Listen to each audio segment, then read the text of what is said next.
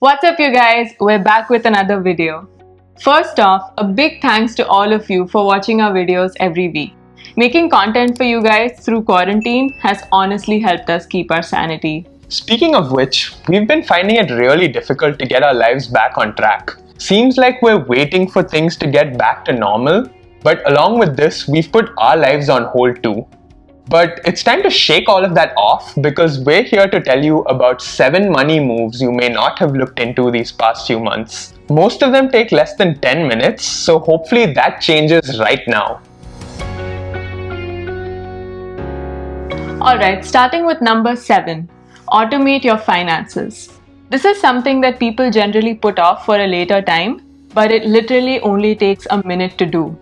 If you have a credit card, go set up autopay right now.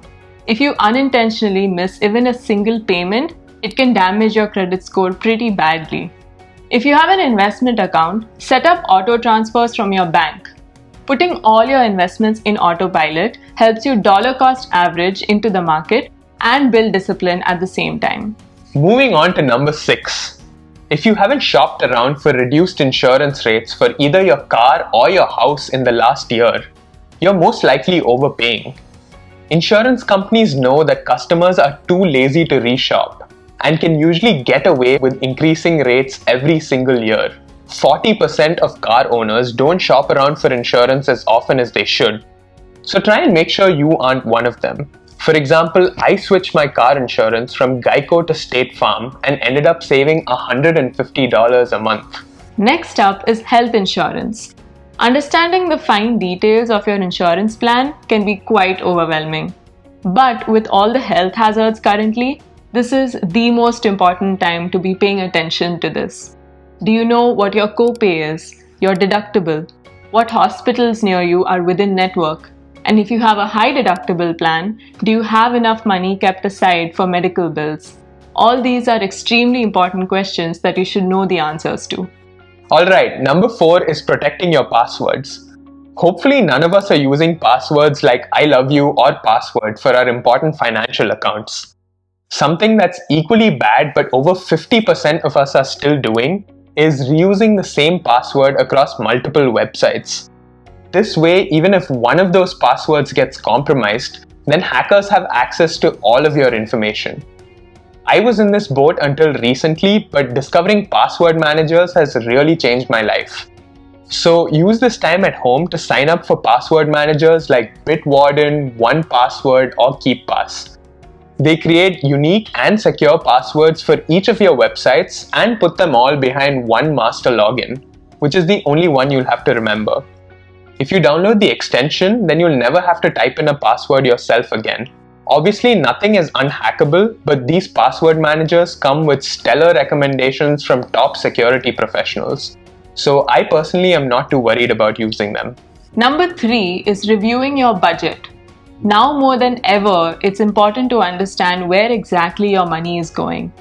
Did you really need all those caramel macchiatos and avocado toasts every other day? Probably not. My guilty pleasure is lying awake at night and making impulsive Amazon purchases. By budgeting, I was able to understand what exactly my spending triggers are. The intention of this is not to make you feel bad about your spending habits, but rather bring awareness to them. I use mint.com to track my income and expenses, and so far it's worked out great.